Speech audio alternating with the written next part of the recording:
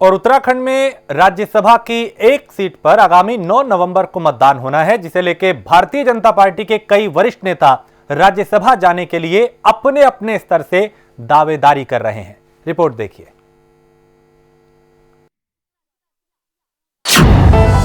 उत्तराखंड में बजा राज्यसभा चुनाव का बिगुल, बीजेपी में चर्चाओं का दौर शुरू। एक सीट, दावेदार अनेक, कौन तय करेगा दिल्ली का सफर? सूत्रों की माने तो उत्तराखंड बीजेपी की तरफ से कुछ वरिष्ठ लोगों की लिस्ट केंद्रीय पार्लियामेंट्री बोर्ड को भेजी गई है, जिसमें बीजेपी के प्रदेश प्रभारी श्याम जाजू, पूर्व मुख्यमंत्री विजय बहुगुणा और नैनीताल से पूर्व लोकसभा सदस्य बलराज पासी का नाम मुख्य माना जा रहा है।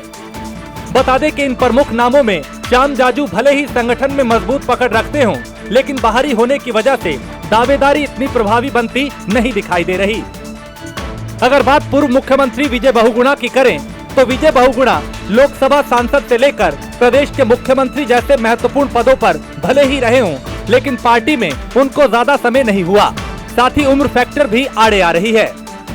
इस समीकरण के आधार पर तीनों दावेदारों में बलराज पासी सबसे अव्वल दावेदार माने जा रहे हैं।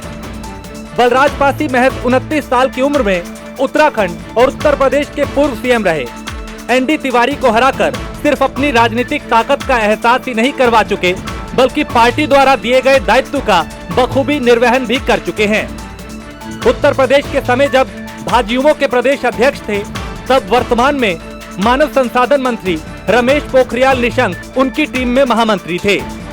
लेकिन दुर्भाग्यवश पोखरियाल तो प्रदेश में मुख्यमंत्री से लेकर केंद्रीय मंत्री तक का सफर तय कर चुके हैं, लेकिन 1991 के बाद बलराज पासी पर पार्टी ने कोई दाव नहीं खेला। इस बार पार्टी की तरफ से राज्यसभा के लिए पासी का नाम जाने से बीजेपी स्थानीय समीकरण साधने के काम करती दिखाई दे रही है। साथ ही माना यह भी जा रहा है कि अगर पार्टी बलराज पासी को राज्यसभा भेजती है तो वो मैदानी, गढ़वाली, कुमाऊनी समीकरण के आधार पर भी फिट बैठते हैं।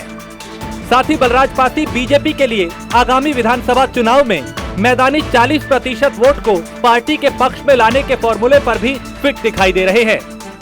वहीं प्रदेश प्रवक्ता विनय गोयल का कहना है कि जो भी नाम पार्टी हाईकमान तय करेगा वो बेहतर होगा। तीनों नाम जो आपने लिए बहुत ही महत्वपूर्ण नाम है और अपना जनाधार वाले नेता हैं, लेकिन इनके अतिरिक्त भी अनेकों हमारे जो वरिष्ठ कार्यकर्ता हैं वो भी इस दौड़ में शामिल हैं। और जब तक कोई हमारा केंद्रीय नेतृत्व कोई अंतिम निर्णय नहीं ले देता, तब तक किसी भी नाम के बारे में इस प्रकार से पर चर्चा करना मुझे लगता है कि उत्तराखंड में रिक्त हुई राज्यसभा की सीट को लेकर के अब कवायद शुरू हो गई है।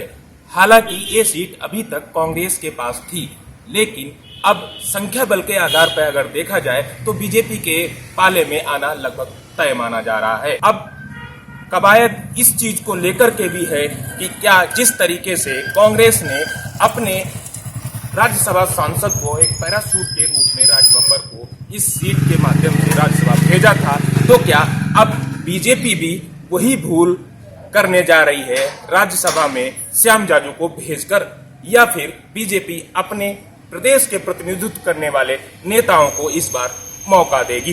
कैमरा पर्सन राजन बड़ोला के साथ पवन दीक्षित, टाइम न्यूज, देहरादून।